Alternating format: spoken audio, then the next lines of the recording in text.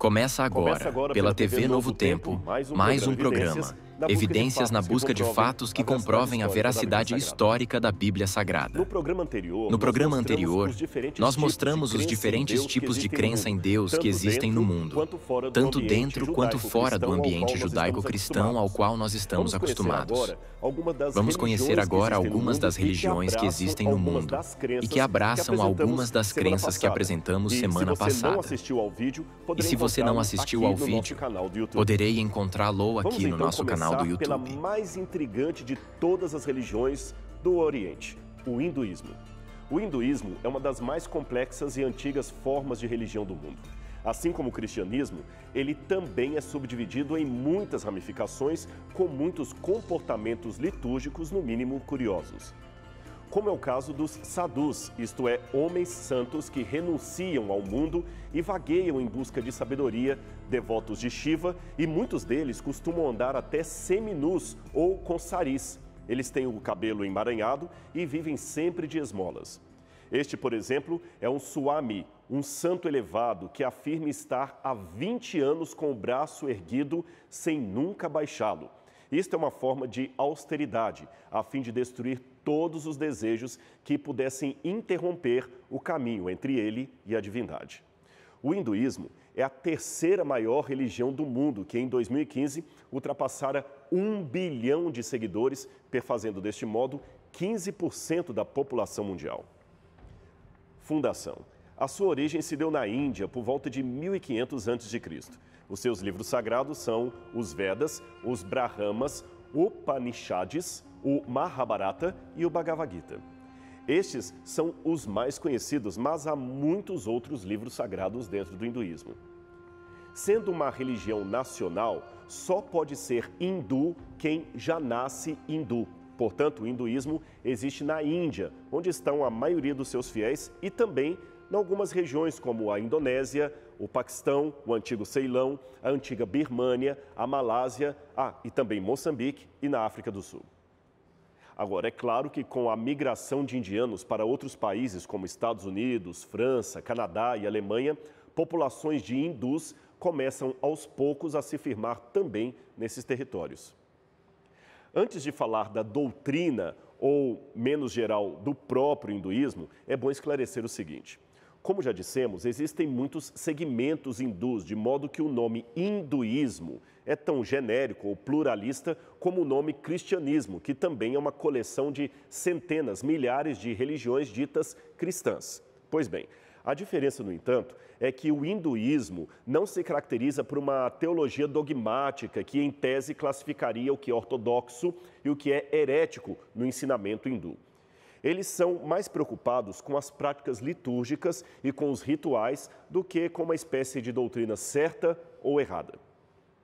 Agora, contudo, é possível apontar pelo menos 3 religiões originadas no hinduísmo, que, pelo seu desenvolvimento posterior, já não se identificam mais como religiões hindus. Seriam elas o budismo, o jainismo e o movimento Hare Krishna. Este último, para alguns, não seria uma religião propriamente dita, mas uma filosofia de vida que certos autores identificam com o hinduísmo, outros como sendo um movimento de características próprias que já não pode mais ser identificado com o adjetivo de hindu. Mas à frente no programa, nós vamos falar sobre esses 3 segmentos aí do hinduísmo.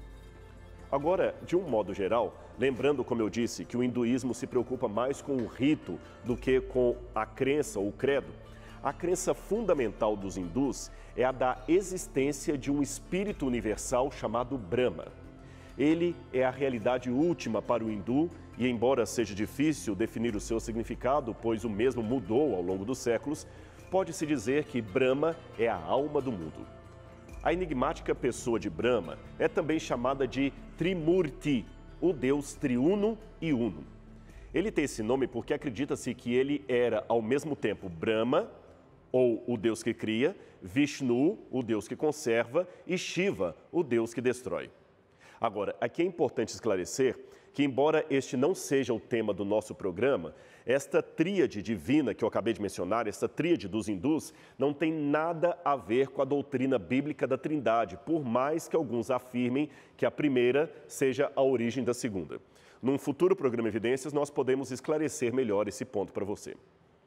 Por ora, basta dizer que a semelhança é apenas aparente, e lembrando que o erro é uma distorção ou falsificação da verdade, não devo me surpreender de encontrar algumas semelhanças entre ambas. Afinal, ninguém falsifica uma nota de R$200, pois tal nota não existe. Só se falsifica o que é verdadeiro. E o falso sempre imita o verdadeiro, nunca o contrário. No caso específico do hinduísmo, a semelhança com a Trindade, como eu disse, é apenas aparente, porque no hinduísmo temos uma energia divina que nem sempre é entendida como um ser pessoal, e esta energia é às vezes chamada de Brahma, às vezes de Vishnu, às vezes de Shiva. É um elemento, portanto, composto de 3 diferentes nomes, e não 3 pessoas perfazendo uma trindade, conforme afirma a doutrina cristã. Outro erro é a assimilação que muitos fazem entre Jesus e Krishna. Essa divindade longamente adorada pelos hindus não tem nada a ver com o Senhor Jesus Cristo. Dizem que Krishna também nasceu de uma virgem no dia 25 de dezembro, que foi perseguido por um rei malvado que massacrou outras crianças, salvando apenas ele mesmo, que esse Krishna um dia foi levado ao templo por seus pais e que os sacerdotes se admiraram da sua sabedoria. Aí a conclusão que fazem é óbvia, que a história de Cristo seria, por ser posterior, uma versão plagiada da história de Krishna. Novamente, nós não vamos abordar este assunto aqui para não sair do nosso tema, mas eu vou me limitar a dizer que as comparações feitas entre Krishna e Jesus são falsas e não estão baseadas em fontes realmente hindus, isto é, nos livros sagrados do hinduísmo. Naqueles livros ali, os livros do hinduísmo, não há absolutamente nada que diga que Krishna nasceu de uma virgem. Pelo contrário, o Mahabharata diz que Krishna é o 8º filho da princesa Devaki e do seu marido. O seu nascimento se deu no 8º dia do mês de Savana, que equivale ao nosso dia 19 de julho e não tem nada a ver com 25 de dezembro. Aliás, nem mesmo o cristianismo, a Bíblia Sagrada nesse caso, afirma que Jesus teria nascido em 25 de dezembro. Tudo isso, portanto, não passa de lenda urbana misturada com teorias da conspiração. Agora, voltando para o nosso assunto, isto é, voltando a falar do hinduísmo, alguns ramos desta religião afirmam que existem 33 milhões de deuses menores e, para alguns sacerdotes brahmanes, esses deuses seriam apenas diferentes atributos de Brahma. Até os seres humanos e os animais são assim entendidos por esta religião. Uma típica concepção hindu acredita que todos os seres vivos do planeta são gotas do grande oceano divino, a saber, Brahma. E, como gotas, nós saímos deste oceano ao nascer e voltaremos para ele depois que morrermos. Uma curiosidade que muitos têm é sobre a santificação de certos animais na Índia que são considerados sagrados, especialmente a vaca. A vaca é considerada um animal sagrado porque os hindus creem que em seu corpo habita um espírito especial de Brahma. Além disto, a vaca representaria o último estágio da alma no mundo antes de se unir definitivamente com a divindade. Outra coisa que chama bastante a atenção é o polêmico sistema de castas. Segundo esse sistema, todos os seres humanos são criados de diferentes partes do corpo de Brahma. Dependendo de qual parte cada um saiu, estabelece-se em que extrato social a pessoa ficará, com quem poderá se casar, que tipo de profissão poderá exercer e, segundo as sagradas leis de Manu, esta ordem é intocável. Ninguém pode mudar a casta por todo o transcurso de sua vida. Mas os que forem bons podem ser recompensados numa reencarnação futura, quando poderão nascer numa casta mais elevada. Portanto, em termos de relação social, um homem de casta mais elevada não pode, por exemplo, comer nem beber em companhia de um outro de classe inferior. As suas crianças não podem brincar juntas, elas não podem sequer frequentar a mesma escola ou o mesmo templo. Veja mais, se alguém de uma casta inferior quer comprar algo, olha o que acontece. O comerciante grita para que ele deixe o dinheiro num lugar específico. O lojista então vai, deixa a mercadoria, pega o dinheiro e somente depois aquele que é inferior pode recolher o que comprou. O sistema de castas funciona assim. Os brahmanes são a classe elevada que saiu da boca de Brahma. São sacerdotes, mestres e acadêmicos. Os kshatriyas são os que saíram dos ombros de Brahma. São os políticos, os militares. Os vaishyas saíram do ventre de Brahma. São os artesãos, comerciantes, latifundiários. E, finalmente, os shudras são os que saíram dos pés de Brahma. E, por isso, são os servos ou trabalhadores em geral. Mas há ainda uma classe inferior que estaria abaixo ou fora de todas as castas. São os intocáveis, também chamados de Dalits. Eles são tão rejeitados que não podem nem ao menos entrar na maioria dos templos. Este homem com o seu irmão, eles limpam latrinas, sem nenhuma luva, sem qualquer material de proteção. É claro que seria um exagero dizer que todos os indianos acreditam no sistema de castas. Afinal, estamos falando de um país gigantesco. Além do mais, em 1950, a Constituição indiana aboliu o sistema de castas e, portanto, ele não tem mais respaldo na lei civil. Mas, na prática, esta ainda é uma crença predominante naquela cultura. O que podemos dizer em relação ao cristianismo? Aqui eu não me refiro ao mundo do cristianismo, nem à sociedade dita cristã, pois esta também está repleta de desigualdades e injustiças sociais, mas eu gostaria de me referir aos ensinamentos de Jesus. Qual a relação que tem entre os ensinos de Jesus e do hinduísmo? Quais são as principais diferenças entre os dois sistemas? Este será o nosso assunto depois do intervalo. Então não saia daí, porque o Evidências volta já já.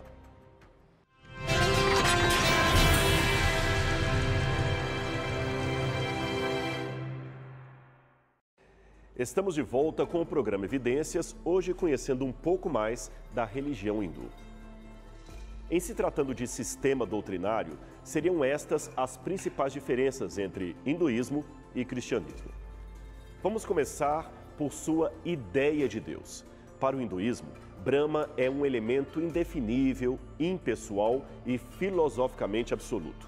Já para o cristianismo, Deus é um ser pessoal, infinito e criador de todas as coisas e que ama a todos, sem distinção. Sobre a humanidade, para os hindus o ser humano é a manifestação do Deus impessoal Brahma. Para os cristãos, o ser humano é a criação de Deus, aquele que foi criado à imagem e semelhança de um Deus pessoal. Quanto ao pecado, para os hindus não existe pecado contra Deus. Toda má conduta se deve à ignorância e são típicas de classes inferiores. Agora, para o cristianismo, o pecado é a transgressão da lei moral de Deus. É um ato de rebelião contra o Altíssimo e todos, independente de qualquer tipo de casta a que pertençam, pecaram e estão carecidos da glória de Deus. Sobre o mundo, o hinduísmo vê o mundo material como sendo uma ilusão, uma aparência enganosa da qual só se escapa pela renúncia absoluta de tudo o que é material. Por isto, muitos homens santos, como os sadhus e os yogis, por exemplo, são estimulados a não trabalhar pelo progresso do mundo material, mas, ao contrário, a fugir dele, ignorar a dor, as necessidades físicas. Estes homens são, por isto, venerados por grande parte da população da Índia. Alguns autores pensam que, por isto, há tanta miséria naquele que é um dos países mais populosos do mundo. Agora, para o cristianismo, o mundo material, embora maculado pelo pecado, é também parte da criação direta de Deus e aguarda sua redenção. Nós que aqui estamos devemos, dentro, é claro, de nossas possibilidades, trabalhar pela melhoria do mundo, isto enquanto aguardamos a volta de Jesus. Agora sobre a salvação. Para o hindu, a salvação está atrelada aos 3 caminhos do conhecimento, da devoção e a determinada divindade. É da obediência ao cerimonialismo ritualístico que está definida a santificação de uma pessoa. Agora, para os cristãos, a salvação está vinculada à aceitação da graça transformadora de Cristo Jesus. Bem, este foi um resumo simples daquilo que seria o complexo mundo do hinduísmo. Mas eu não gostaria de terminar o programa por aqui. Por isso, eu reservei um pedacinho do nosso tema de hoje para falar de um assunto também importante: o nosso papel enquanto cristãos de arautos de Deus, aqueles que pregam a mensagem de Deus a um mundo que carece conhecer a salvação como é revelada em Cristo Jesus. Pois bem, se tem um negócio que, a despeito de crises, gera muito resultado, é a chamada propaganda ou publicidade. Você sabe, um marketing bem feito pode dar muitos lucros, mas um marketing mal feito também pode trazer muitos prejuízos. Há vários casos de empresas que perderam grande quantia de dinheiro por causa de um comercial ou propaganda que não saiu direito. Agora, teve um caso de problema de marketing que o erro não se deveu a algum tipo de trabalho ruim dos publicitários, mas ao garoto propaganda. A gafe do protagonista lhe custou patrocinadores e muito dinheiro, além de mais de $1 milhão em prejuízo. Estou falando do nadador americano Ryan Lochte, que foi pego mentindo nas Olimpíadas do Rio de 2016. Você se lembra da história? Ele inventou um assalto à mão armada apenas para esconder do público uma noite de farra fora do alojamento. Quando estourou o escândalo, marcas parceiras caíram fora do patrocínio. O episódio feriu a credibilidade do atleta e causou problemas para o time americano. Nenhuma marca queria mais ser vista como patrocinadora do Pinóquio das Olimpíadas. Das Olimpíadas para a Bíblia Sagrada, essa história não é muito diferente em relação ao cristianismo. O apóstolo São Paulo, o grande apóstolo do cristianismo, declarou certa vez que os cristãos seriam o seguinte: o bom perfume de Cristo. 2 Coríntios capítulo 2, verso 15. Eu não creio que estou cometendo nenhum erro hermenêutico ao dizer que isto aqui equivaleria dizer que os cristãos hoje deveriam ser a própria boa propaganda de Cristo. Mas nem sempre é assim. Eu não sou perfeito, mas eu procuro sempre me lembrar que a minha vida pode ser a única Bíblia que muitos leem fora da igreja. E dependendo da situação, isto pode não ser muito bom. Daí a responsabilidade daqueles que dizem acreditar em Deus e em Jesus. Já que falei tanto da Índia e do hinduísmo, que tal um pouquinho de história sobre o mais famoso nome da Índia? Mahatma Gandhi. Um nome que evoca o respeito e a admiração dos mais diferentes grupos ao redor do mundo. Pois bem, eu já ouvi falar, e acredito que você também, que Gandhi dizia não ser cristão por causa dos cristãos. A princípio, eu confesso que julguei ser isto uma dessas frases fakes de internet, como as milhares de frases falsamente atribuídas a Clarice Lispector, Einstein, Charles Darwin, Charles Chaplin, John Lennon e outros que se existem por aí. Mas depois de analisar as várias biografias de Gandhi, eu confirmei que o dito "não sou cristão por causa dos cristãos" era verdadeiro. Daí eu comecei a prestar atenção qual era o seu contexto e me arrepiei com o que encontrei. Tudo começa com o trabalho de um missionário metodista chamado Eli Stanley Jones, que partiu para a Índia em 1907 a fim de pregar o Evangelho. Ao chegar lá, ele se dedicou às classes mais baixas da população, incluindo os Dalit, como aliás faria posteriormente a Madre Teresa de Calcutá. Agora, por se envolver ativamente com grupos assistenciais, ele acabou fazendo amizade com muitos líderes do movimento de libertação da Índia, inclusive, dentre eles, um certo Sr. Gandhi, que ainda não havia se tornado o famoso Mahatma, isto é, a grande alma. Em várias de suas obras, Jones declara como ele tinha excertos de sua correspondência pessoal com aquele que seria o grande libertador da Índia. A sua franqueza ao falar do cristianismo é estarrecedora. Mesmo sendo considerado um Billy Graham da Índia, um título, a meu ver, um tanto anacrônico, Jones não escondeu o fato de que fora ali para pregar de Jesus e saíra de lá com a sensação de que foi Gandhi quem o evangelizou, tornando-o um promotor do pacifismo. Tanto é que Jones foi indicado em 1948 para o Prêmio Nobel da Paz. E o seu trabalho de reconciliação na Ásia, África e no Japão foi também reconhecido até nos Estados Unidos. Agora, veja o que Jones escreveu sobre o amigo e líder indiano chamado Gandhi. Deus faz uso de muitos instrumentos e ele pode ter recorrido ao Mahatma Gandhi para cristianizar um cristianismo não cristão. Agora, perceba o caos de um mau exemplo. Jones continua contando que certa vez Gandhi considerou a possibilidade de se tornar cristão e chegou a frequentar uma igreja. Mas a igreja era feia, irmãos sonolentos durante o sermão. Naquela atmosfera fria e indiferente, ele foi compelido a desistir de frequentar aquela igreja. Aquela decisão que Gandhi tomou afetou o destino de 400 milhões de pessoas na Índia. É que Jones pensava que por causa da sua influência no país, se Gandhi houvesse se tornado seguidor de Jesus Cristo, talvez a Índia seria hoje o maior país cristão do mundo. E olha que isto é realmente bastante provável.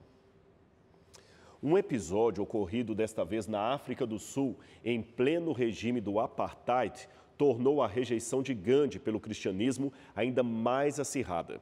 Os detalhes que descreverei agora foram publicados na revista Christianity Today. Jones não conta todos os detalhes, mas aponta para a sua historicidade. Foi assim. Quando Gandhi era um jovem advogado, ele ficou atraído pela fé cristã, pois tinha estudado a Bíblia e os ensinamentos de Jesus Cristo. Ele estava então explorando seriamente a possibilidade de tornar-se um seguidor de Jesus, tornar-se um cristão. Então, quando decidiu assistir um culto numa igreja local, a coisa não saiu bem. Foi assim que ele subiu os degraus, viu um ancião da igreja, um sul-africano branco, barrando o seu caminho na porta. Onde você pensa que vai, kafir? Kafir era uma palavra pejorativa dada aos negros e estrangeiros. Então Gandhi, de maneira humilde, respondeu ao ancião em um tom simples que queria ir à igreja. Ele replicou: Senhor, eu estou aqui porque gostaria de assistir o culto. Mas o ancião rosnou: aqui não existe lugar para kafirs nesta igreja. Então, fora daqui, negro, ou eu chamarei os meus assistentes para atirá-lo escada abaixo. Depois de um episódio como este, fica difícil dizer alguma coisa que amenize a situação, não é mesmo? Mas ao que parece, Gandhi, embora negasse a possibilidade de se tornar um cristão, não perdeu a sua admiração pelos ensinos de Jesus, especialmente o Sermão da Montanha. Quando ele e Jones se encontraram pela primeira vez, o missionário não hesitou em perguntar-lhe o que os cristãos podiam fazer para que o cristianismo fosse mais naturalmente aceito na Índia e não mais identificado como uma cultura de opressão vinda de um governo estrangeiro. Veja o que Gandhi respondeu. Em primeiro lugar, eu gostaria de sugerir que todos vocês cristãos, pastores e missionários vivessem mais à semelhança de Cristo, que vocês praticassem a sua religião sem adulterá-la ou sem tornar a sua mensagem uma lástima, que vocês amem e enfatizem o amor, pois o amor é a mensagem central do cristianismo. Estudem mais a religião alheia e procurem por alguma coisa que possa existir nelas, no sentido de serem mais simpáticos com aqueles que pensam diferente.